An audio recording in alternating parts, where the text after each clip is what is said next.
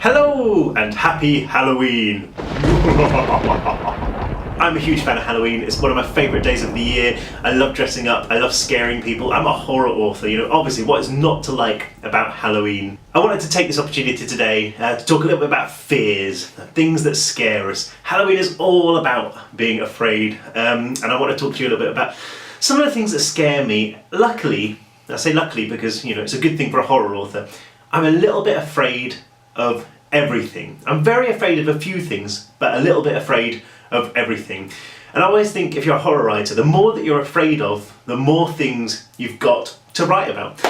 So I love writing horror, I love writing about things that scare me. All of my books, Furnace, The Fury, all based on things that terrify me. But there's a few things that terrify me more than anything else. One of those things is slugs. I'm terrified of slugs. I'm not sure why. I think it has something to do with the fact that I once stood on one in bare feet. Not a nice experience. The other thing that terrifies me are porcelain dolls. I cannot stand them. They terrify me. There's just something about those kind of blank, vacant expressions. Absolutely terrified of them. I cannot be near them. Anyone who puts a china doll or porcelain doll near me, they will see me run a million miles. Now, I always like to write about things that scare me, and I have written something about china dolls, and I thought since it was Halloween, I just wanted to share with you a little piece of writing I did about dolls. Now, this is actually a chapter from a book that I started writing a while back. It's a story about a group of organised crime families living in a city that's a bit like New York. It's not explicitly New York, and these crime families are all at war, and one family in particular, the son of the kind of overlord of this family is dating the daughter of an overlord of another huge sort of crime syndicate. It's a bit like Romeo and Juliet, but with monsters, obviously, because I love monsters. And they realise that something is hunting down and killing the children of all of these crime families. In the book there are kind of incidental chapters about some of the things that this monster does to the other kind of children and teenagers in these crime families. So I'm just going to read you a chapter from that. I hope you enjoy it. Are you sitting uncomfortably? This chapter is about Bella Falcone. She's the, I think, nine-year-old, roughly that sort of age, a 9-year-old daughter of one of the mafia families in the city.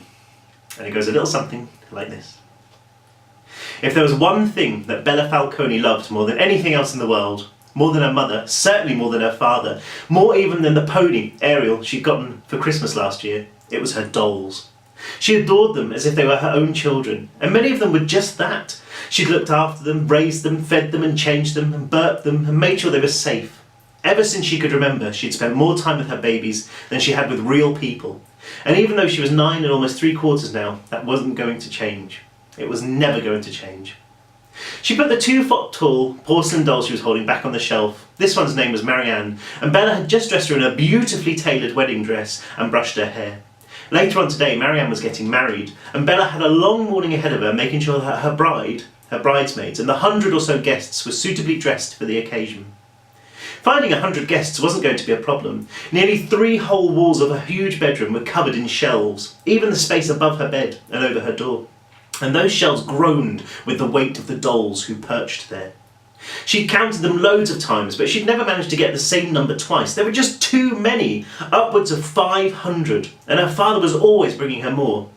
Her collection had grown so much that the dolls on the top shelves never got to play with her anymore, too high up even for the cleaner to get the cobwebs off them. She felt guilty that she ignored them, but she was a busy girl, and it wasn't like she had time for everyone. "Who will you pick to be your bridesmaids, Marianne?" Bella asked, running her finger along the shelf. The dolls stared back at her, unblinking, all of them silently pleading to be chosen. Her hand stopped by another porcelain antique, dressed like every doll in her room in nothing but a silk petticoat. Her face slightly chipped, but the wound covered by cascades of golden hair. This one had belonged to her mother before her, and the hair was real, or so she'd been led to believe. "How about you, Anna Maria?" She pulled the doll from between her sisters, kneeling down with her, the smell of dust and old fabric making her smile without even knowing it. The smile didn't last for long, her nose crinkling as it caught a whiff of something else, something beneath the familiar scent of her bedroom. She didn't know what it was, only that it smelled like the bins downstairs in the kitchen. She didn't know what it was, only that it smelled bad. Pooh-wee, Anna Maria, I think somebody needs a wash. She put the doll to her nose, but it wasn't Anna Maria that smelled. Bella was relieved. She wouldn't know what to do if one of her dolls had gone bad. She tenderly placed Anna Maria on the carpet, rummaging inside her clothes chest, looking for something for her to wear. No doll in the family was allowed to own clothes. Every single outfit went into the chest to be shared. She pulled out armful after armful, looking for something that would be suitable for a bridesmaid. Something clicked on the shelf above her. Bella squinted up, her heart doing the tiniest of flutters, like a butterfly's wings. The dolls all stared back. None of them were moving. Of course they're not moving, she scolded herself. They're dolls. Not that she'd have minded if they had moved. She'd dreamed forever that one day a doll would come to life, become her real friend. Her dolls would treat her better than her sisters did, better than the other girls in her homeschool group would. They wouldn't mock her for being too tall, for being almost as tall as the teacher, even though she was only 9 and nearly 3/4. Just like you, she told Anna Maria, smoothing back her hair and studying the scar across her cheek. She didn't mind the scar, really, even though all of her other dolls had flawless features. It reminded her of her mother and the scar which ran across her throat, ear to ear. Her mother had been beautiful once too, just like a doll. Bella had seen pictures of her before she'd met her father. She wished she could have gone to her mother's wedding, seen her before the scars, before the light seemed to drain out of her eyes. But that would have been weird, she guessed, her going to a wedding before she was even born. That would have been very weird indeed, she said out loud, adjusting the doll's legs. Anna Maria didn't reply, but something else did. Another click from above her head. It was so soft it was barely a noise at all, and Bella would have put it down to her own imagination if she hadn't heard it again, louder this time. It was the sort of noise a spider might make, or a beetle, if it was big enough. It made her skin feel crawly. Bella picked up Anna Maria, clamping the doll to her chest as she got to her feet. Once again, a tendril of foul air wormed its way inside her nose. Only this time it was strong enough to make her gag. What was it? Had she left some food in here again? It had happened once before when she was about 5. She'd hidden a sandwich amongst her dolls because it had ham in it and she had decided, against her father's wishes, to become a vegetarian. It had stayed there for 3 weeks before the smell had driven her to confess. Yes, it was like that, only somehow worse. This smell wasn't just bad, it was bad. It made her want to run downstairs to find her mother and hug her and not come back until her father had searched the room, until he had made it safe. Her father wasn't a nice man, but he was definitely a big man. Not just in his size, although he was very tall, but in other ways too. People were scared of him. She had recently started to realise. People did what he said. If he ordered the bad smell to go away, then it would go away. And she would have done exactly that, bolted from the room and found her parents, except she didn't want to leave her babies alone. Click. The same noise. Then again, twice more, reminding her of when her father's friends cracked their knuckles. She took a step back, running her eyes over the shelves, trying to work out where it was coming from. The door to her bedroom was behind her, on the other side of her enormous bed, past the entrance to the ensuite bathroom, past the sofa and the television. What was behind this wall? She tried to visualise the house, chewing on her thumbnail. There was nothing on the other side of this wall, she realised. How could there be, with the window in it, looking out over the gardens? Duh, she thought, shaking her head at her own stupidity. Maybe it was the sound of birds scrabbling in the guttering. Another noise. And this time she thought she saw something move, right there, 3 shelves from the top, near the middle of the row. It was too high up for her to be sure, but there was definitely something wriggling. She studied the dolls, clutching Anna Maria. There was Sophia, a redhead she'd been given as a christening present, who she didn't really like very much because only one of her eyelids closed properly. Next to her was a girl, Lucia, or was it Letitia? She couldn't remember. And next to that, Bella recoiled at the sight of the doll, its face swollen and creased, its jaw hanging down like it was stupid, its hair in clumps, the rest of it torn out or shaven off. And its eyes, they were like lumps of coal set into the shiny flesh. Those eyes were dead eyes. That thing couldn't have been one of her dolls, surely not. She'd have noticed it before, something so ugly. And who would have given her a present like that? Her dad would have had them beaten up for the insult.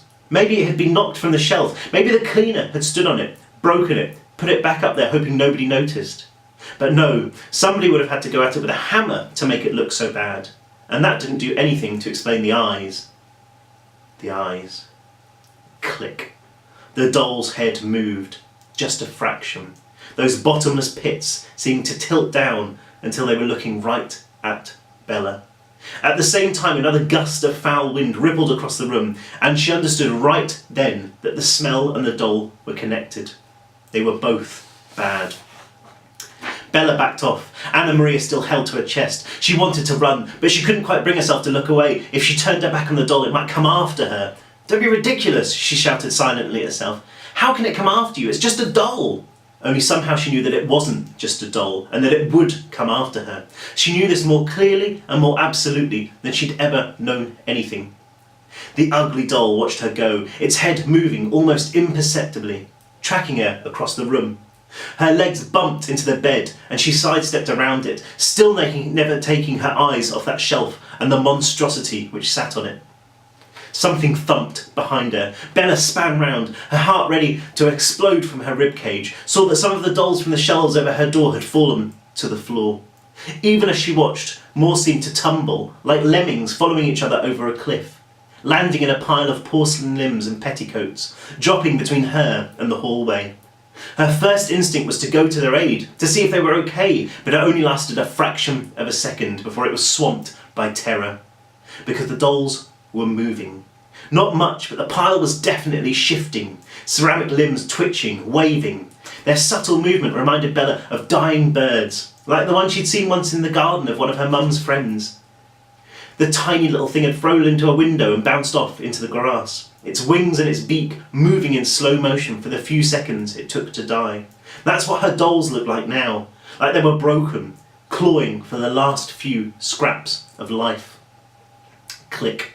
She whirled around again to see the bad doll pushing out of the shelf, lurching and tugging until it fell. It landed face first with a gut-churning crunch, blood spraying onto the carpet. There was blood beneath its petticoat too, turning the silk bright crimson, shining impossibly bright in the light from the window. And yet it was laughing. She could hear it, a machine gun hiss that reminded her more than anything of that cartoon dog from TV, Muttley. The doll trembled, then with a series of popping clicks, its head bent up and back, those dead eyes finding her, its painted mouth somehow different, grinning insanely as it giggled. Bella's jaw dropped, but the screams building in her stomach were too big to fit up her throat. She moaned instead, a feeble whimper, pulling Anna Maria closer, praying that this was just a dream, that she'd wake up soon with a mum or a nanny or even a father there to comfort her. She fought the paralysis that gripped her, turning back towards the door, only to see that the pile of dolls there had managed to push it closed. They tumbled and crawled over each other like ants, stepping on faces, crushing bodies, the sound of splintering china filling the room. And somehow they were all looking at her, their eyes more alive than they had ever been, and yet filled with death, filled with hatred. Bella didn't understand. She'd always been so loving to her babies, always treated them with nothing but affection. Why was it happening? Was it because she didn't play with them all? Was it because she had her favourites and the other dolls were jealous? But she couldn't possibly play with them all. There were too many. She opened her mouth to apologise to them, but nothing came out, those unvoiced screams blocking her windpipe. Barely enough room there to draw in breath. All around her, dolls fell from their shelves, a heavy rain of porcelain and silk, not stopping until all the walls were bare and the floor was an ocean of broken limbs and frantically blinking eyes. The bad doll was still squirming, leaving a trail of bloody handprints as it fought to get up. It seemed to be changing too, its arms and its fingers growing longer, stretching out of proportion with a sound like snapping bones, and all the time it stared at her, grinning. Bella turned, walking slowly towards her ensuite, knowing, without really knowing, that if she ran, panic would consume her. If she stayed calm, then all of this might just go away. She walked inside, closing the door behind her. There was no lock. Her parents didn't like her to have one in case she got trapped, but she stood there with her back to the door, trying to ignore the constant thumping and shifting of the dolls. It will be okay, she told herself. Her mind was numb, but she could sense the terror like a raging storm on the other side of it. Daddy will be here. He'll save me. He'll save us, she said aloud, cradling Anna Maria even more tightly, stroking her finger over the doll's face the way her own mother did to her when she was upset. Pain flared up her hand, white-hot agony like she'd been stung by a wasp. Only it hadn't been a wasp. Anna Maria's jaws were locked around her finger, needle-sharp teeth lodged in her flesh, the doll's eyes unbearably empty as they blinked up at her. Bella's screams suddenly found voice, tearing from her throat. She tried to throw the doll away, but its bite was too strong, swinging from the end of her finger. Blood poured into the creature's mouth, splashing on the floor, and Anna Maria was grinning, even with her mouth full. Even though she was made of porcelain, there was no mistaking that expression of hungry glee. Bella collapsed to the floor, swinging her hand wildly, smashing the doll against the sink, against the bath, against the wall, arms and feet shattering into fragments as sharp as glass, until all that remained was a head and those impossibly strong jaws. The pain was worse than anything Bella had ever felt, so overwhelming that she didn't even notice the bathroom door opening beside her, not until the tide of dolls began to pour through, piling on top of her, burying her. She fought them, swimming against them, but there were just too many. That smell of dust and old fabric drowned her, no longer familiar, no longer welcome. 1,000 limbs poured over her, needle teeth snapping, biting, and past it all she could see the bad doll, the one who had turned her babies against her. It was bigger now, as tall and as bony as her father, wearing a skin of liquid blood. Its crooked maw split open into that same horrific grin as it watched. Then it was gone. Then everything was gone, as Bella Falcone drowned in a sea of porcelain children. There we go. Dolls. Something so wrong with them. Anyway, I hope you enjoyed that Halloween story. Like I said, it's part of a much larger novel, and I did write it a while back, so I apologise. It's not the best thing I've ever written, but hopefully you found it at least as creepy as I did. Oh, and I should say I'm running a competition alongside this. If you're watching this on Facebook on Halloween or the day after Halloween, the 1st of November, then leave a comment. Tell me what you're afraid of. And I'll pick a winner at random. Everyone who comments on Facebook or on YouTube before the end of the 1st of November, I will send you some. I will pick a winner randomly, and I will send you some signed books. So let me know what you're afraid of. And I always say, if you're looking to write a horror story, write about something that scares you. Fears are contagious. That's how we used to survive. If you see someone being afraid of something, then you start to feel afraid of it too. It's kind of like that communal anxiety. It's the way we kind of, survived in the olden days. So if you're writing, if you want to write a scary story, write about something that scares you. Use your fears. It can be a really interesting way of overcoming those fears as well. But thank you very much for watching. It's been really great talking to you guys, and yeah, happy Halloween. I'll see you soon.